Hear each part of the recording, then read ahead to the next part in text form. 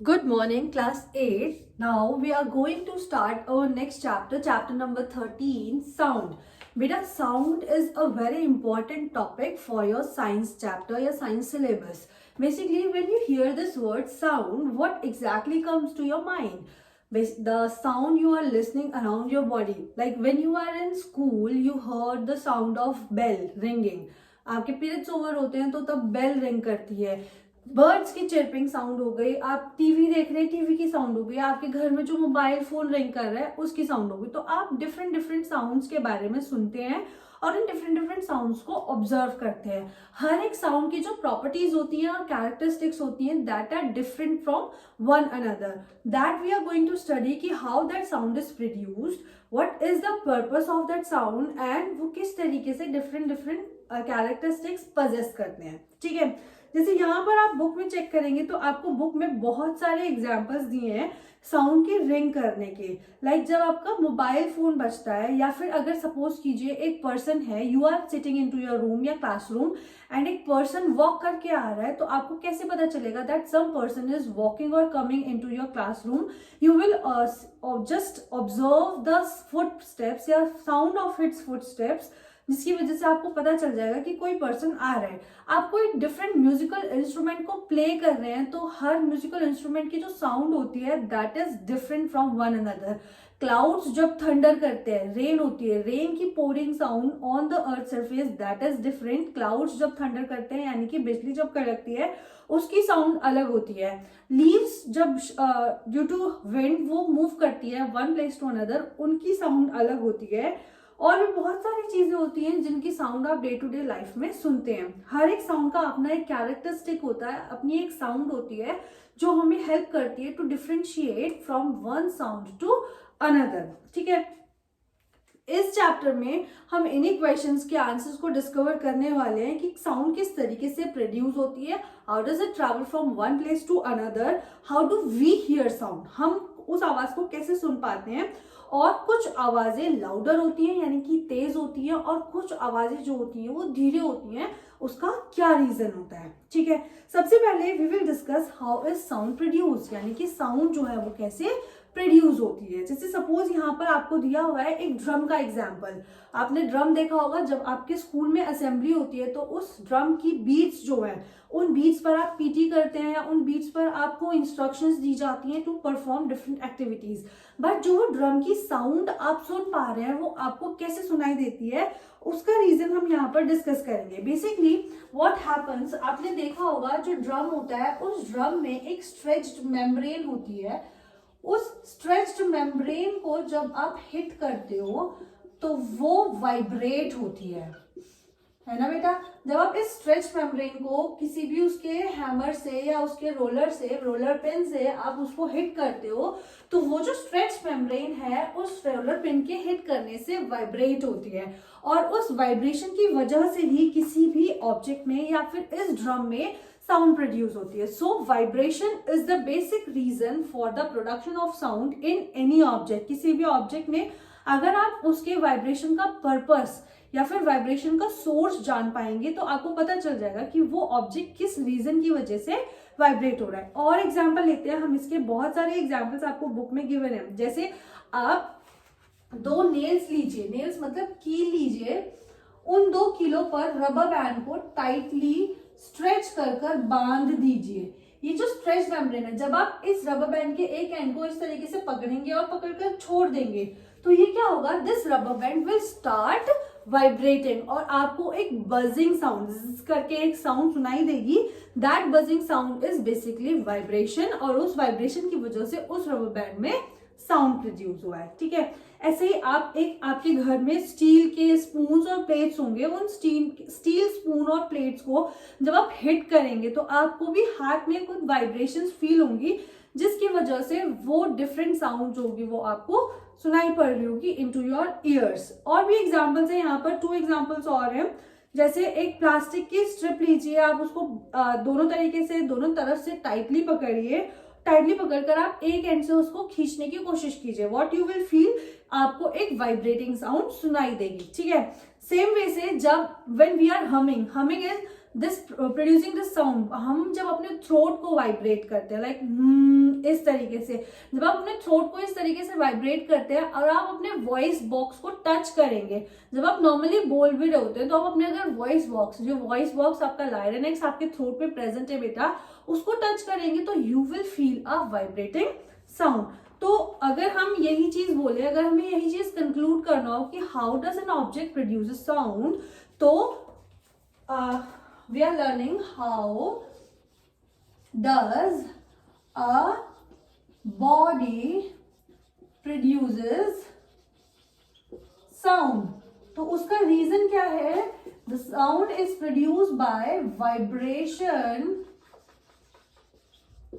Of a stretched membrane. ठीक है बेटा, कोई भी स्ट्रेच्ड मेम्ब्रेन जब वाइब्रेट होती है उसका रिजल्ट क्या होता है? It produces sound. तो हमें पता चल गया कि कोई भी साउंड किस तरीके से प्रोड्यूस होती है। जब भी हमें ये चीज एक्सप्लेन करनी हो कि एक ऑब्जेक्ट कैसे साउंड प्रोड्यूस कर रहा है, तो वी कैन इजिली एक्सप्लेन कि उसका कोई भी स्ट्रेच्ड मेम्ब्रेन वाइब्रेशंस प्रोड्यूस कर रहा होगा, जिन वाइब्रेशंस की वजह से what we are getting that sound. ठीक है, coming up next is sound produce by humans. Humans किस तरीके से साउंड प्रोड्यूस करते हैं, इसका छोटा सा अभी मैंने आपको एक हिंट दिया भी था। हमारे थ्रोट में हमारा वॉइस बॉक्स प्रेजेंट होता है जिसको हम लायरनेक्स बोलते हैं। उस लायरनेक्स में हमारे पास वोकल कॉर्ड्स होते हैं। वोकल कॉर्ड्स इस तरीके से हम बोल सकते हैं, टू डिफरेंट बीड्स के फॉर्म में प्रेजेंट होते हैं। These vocal cords basically vibrates, और जब वो वाइब्रेट करते हैं ना, तो वाइब्रेट करने की वजह से दे कम क्लोजर, मतलब they touch each other and they go farther, एक दूसरे से दूर जाते हैं। When they go farther there is a space present for air to enter. यहाँ पर उनको एयर मिल जाती है, हवा मिल जाती है, ताकि वो एयर अंदर चली जाती है। And when air get into those vocal cords, तो जिसकी वजह से साउंड जो है वो हमारे थ्रोट से प्रेजेंट होती है। ठीक है, this makes the vocal cord slightly looser और टाइटर, जिसकी वजह से हमारा जो साउंड का पिच है या श्रिल है, यानी कि वो आवाज उसकी तेज होगी, शार्प होगी, कैसी होगी, ये सारी चीजें डिसाइड होती हैं। ठीक है, अब पेज नंबर 149 पर एक्टिविटी 3 रीड करेंगे बेटा। आपको एक्टिविटी 3 में क्या समझ में आएगा? एक्टिविटी 3 में यही समझ में आएगा कि आपके जो वोकल कॉर्ड्स हैं वो वोकल कॉर्ड्स किस तरीके से फंक्शन करते हैं। You will get a better idea of the concept कि किस तरीके से हमारे वोकल कॉर्ड्स वाइब्रेट होते हैं और वाइब्रेट होने के बाद साउंड को प्रोड्यूस करते हैं। Coming up next is propagation of sound. Propagation of sound को अंडरस्टैंड करने के लिए हम पहले ये समझ लेते हैं कि प्रोपोगेशन का मीनिंग क्या होता है। प्रोपोगेशन का मीनिंग होता है टू ट्रैवल, यानी कि हमारी जो साउंड है वो कौन कौन से मीडियम्स में ट्रैवल कर सकती है। हमारे पास बेसिकली 3 मीडियम्स होते हैं। We are going to study propagation of sound. ठीक है, तो प्रोपोगेशन ऑफ साउंड के लिए हमारे पास कौन कौन से मीडियम्स होते हैं? First is solid, second is liquid and the last one is gas. तो हम वन बाय वन इनको एक्टिविटीज के थ्रू समझेंगे कि किस तरीके से सॉलिड, लिक्विड और गैसेस में हमारा जो प्रोपोगेशन ऑफ साउंड है वो पॉसिबल है। सबसे पहले सॉलिड्स के केसेस में डिस्कस करते हैं। आप किसी भी वुडन टेबल पर या मेटल टेबल पर या किसी भी ऐसे सरफेस पर लेट जाइए जहां पर आप अपने ईयर को आसानी से उस पर पुट कर सकते हैं। एंड सपोज कीजिए आप स्कूल डेस्क पर अपनी लेट जाइए और आप अपने फ्रेंड को बोलो दूसरे एंड से कि आप वो जो नेल्स है या किसी भी चीज से उस टेबल को हिट करें। आपको ये चीज चेक करनी है कि क्या वो हिटिंग साउंड आपके ईयर्स तक रीच कर पाती है या नहीं कर पाती है। तो एज वी ऑल नो कि जो सॉलिड्स हैं, सॉलिड्स के जो पार्टिकल्स हैं, they are connected with each other with lesser intermolecular space and higher intermolecular forces, जिसकी वजह से वो जो वाइब्रेशन एक एंड पर आपकी टेबल पर आपकी फ्रेंड ने प्रोड्यूस की है, सपोज कीजिए यहाँ पर वो वाइब्रेशंस प्रोड्यूस हो रही हैं, ठीक है, and you are sitting with your ear on this corner, आप यहाँ पर ऑब्जर्वर हैं, तो आपको ये जो वाइब्रेशन की साउंड है वो इस तरीके से प्रोपोगेट होते हुए या इस तरीके से ट्रैवल होते हुए आपके ईयर के थ्रू सुनाई दे जाएंगी। दैट मीन्स कि sound can travel through solids very easily. ठीक है, नेक्स्ट इज लिक्विड्स के केस में डिस्कस करते हैं। लिक्विड्स के केसेस में क्या साउंड प्रोपोगेट कर सकती है या नहीं कर सकती है। आप कोई रिंगिंग बेल या अलार्म कुछ भी लीजिए, उसको बकेट फुल ऑफ वाटर में डाल दीजिए। अब आप उसको रिंग कीजिए। रिंग करने के बाद आप अपने ईयर को उस सरफेस पर रखिए, वाटर की सरफेस पर रखिए। ये वाटर का सरफेस है।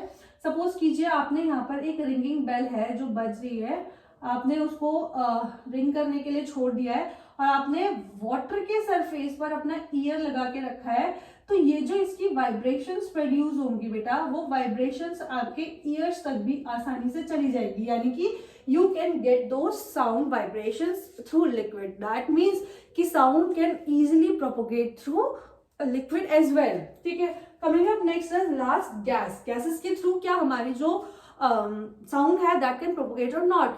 सिंपली बहुत इजी सा और बचपन का एक्सपेरिमेंट है। क्या करना है आपको 2 कप्स लेने हैं, उनको एक थ्रेड के थ्रू बांध देना है। बचपन में हमने काफी बार ये एक्टिविटी की भी होगी बेटा। ठीक है, टेक दिस कप्स, उनको एक थ्रेड के थ्रू बांध दो।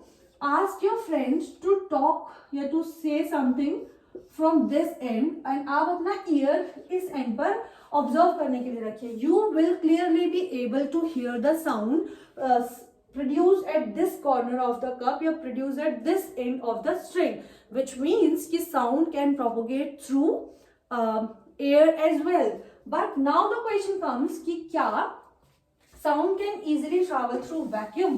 Vacuum क्या होता है? Vacuum is a space where no particle या no matter is present, no particle or no matter is present. ठीक है, तो it is clearly observed where there is no material या no matter present, no atoms, no molecules, anything not present, their propagation of sound is not possible. उस case में जहां पर molecules ही नहीं होंगे, एयर मॉलिक्यूल्स ही नहीं होंगे, एयर मॉलिक्यूल्स या वाटर मॉलिक्यूल्स या any sort of molecules present नहीं होंगे, वहां पर प्रोपोगेशन ऑफ साउंड किसी भी तरीके से पॉसिबल नहीं है।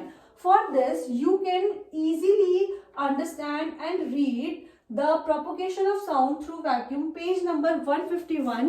Activity is 7.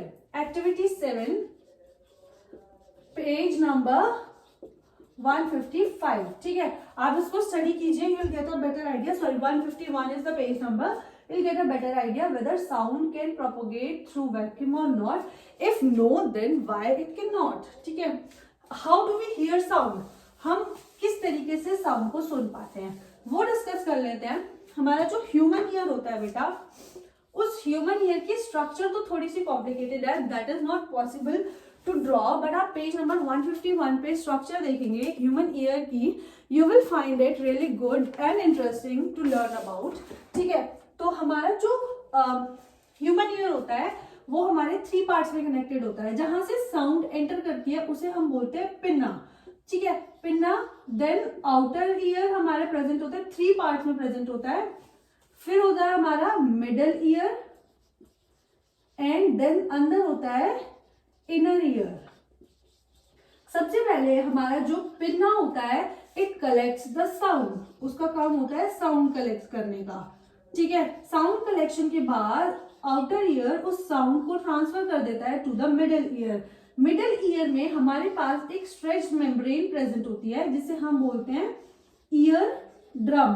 वो ईयर ड्रम जब साउंड यहां पर जाती है तो ईयर ड्रम वाइब्रेट होता है।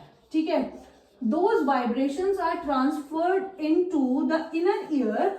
इनर ईयर में हमारे पास एक ऑर्गन प्रेजेंट होता है जिसे हम बोलते हैं कॉक्लिया। ठीक है, that is there to send that sound to the inner ear, जहां पर वो हमारा inner ear में कॉक्लिया प्रेजेंट होता है, that receives vibration, एंड वो वाइब्रेशंस रिसीव करने के बाद हमारी जो इंफॉर्मेशन है वो ब्रेन को ट्रांसमिट करता है।